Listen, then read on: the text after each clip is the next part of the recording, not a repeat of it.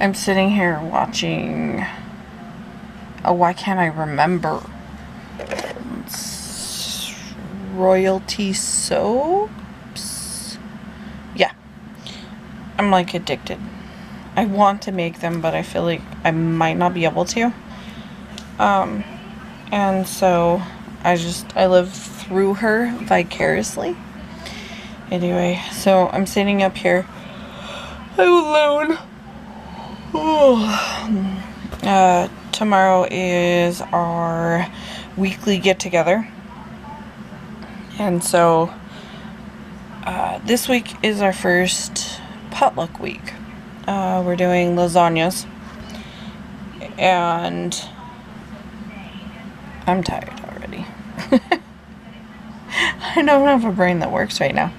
I want a big cup of iced milk. But the last few nights I've had it, but I've had it with cookies. Homemade cookies. And I feel awful afterwards. Anyways, instead of hollering with you guys on it rolling, I paused it really quick.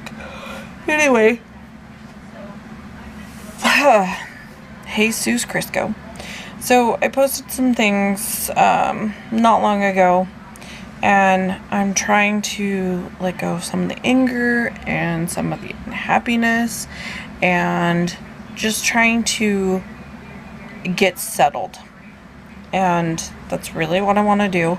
I've already had to, and I say had, yes, we all have a choice. I didn't have to cut the people out of my life, but I had to at the same time because they were toxic. There was the one friend that I met up here, and she has some mental issues that over the last 3 years have gotten gradually worse, to the point where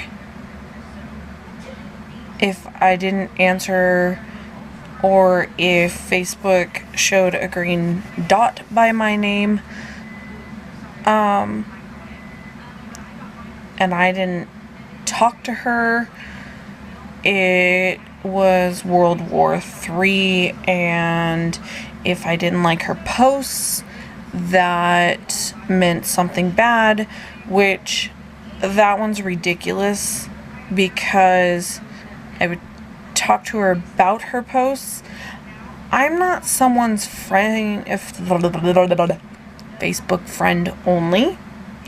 And if she wanted one of those relationships, she should have said that. Then I would have never hung out with her in real life. And that's maybe wrong, and you guys can disagree with me, but I don't have to like your stuff to be friends with you, because I was invested, but then I'd get accused of talking to people I didn't even know. These were people she never gave me names to, so I wouldn't have known who they were. Accused of talking to her, even her own parents, which I still to this day don't know their names. Or which one lives where, because they live, mom and dad, divorced, remarried, live in two different separate areas. I wouldn't know. If I was on when another one of her friends were on, we were, nope, I can't say it all of a sudden. We were mingling and talking about her, and it wasn't, I am on no one's radar as anyone that they want to talk to about her and what have you. I didn't have time for other people. I am not into the BS. I am a real big don't share my information. I wouldn't have done it to anyone else, even down to something I did for her. I got berated because of it, because I wouldn't give out her name or her address. It wasn't my information to give out. I gave her advice. One time I sat for over an hour and a half on my breakfast nook. I kept having to move, lean forward. I fidgeted so bad because if you have one, you know there's no cushion. And when you have back problems, it killed me. But I sat there because she needed to talk. And I would ask questions because I didn't understand it. Some of it wasn't, how do you put that? It was real to her. And I've learned, she did teach me that just because it's her truth doesn't mean it's the truth. Sorry, kid.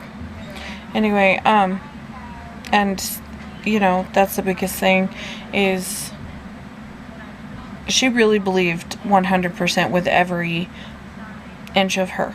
And mental illness, that's what it's like. Trust me, I know when my anxiety's bad and I feel like people are looking at me. No one's looking at me. But my head tells me I am, or they are. She's putting little ships on soap. Oh, my head. They're kind of interesting.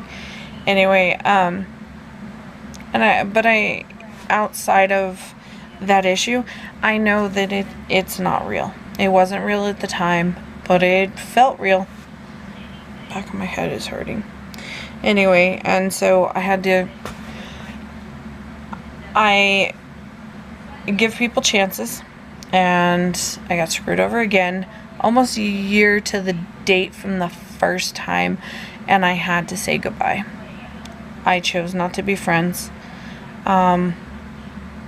There was nothing, I wasn't getting anything out of the relationship except for I felt like I needed to defend myself because of the stuff that I was being accused of I wasn't doing.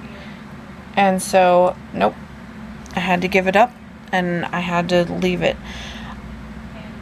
I left someone who was a parent because of it. Very verbally abusive, wife abusive. He wasn't abusive to me.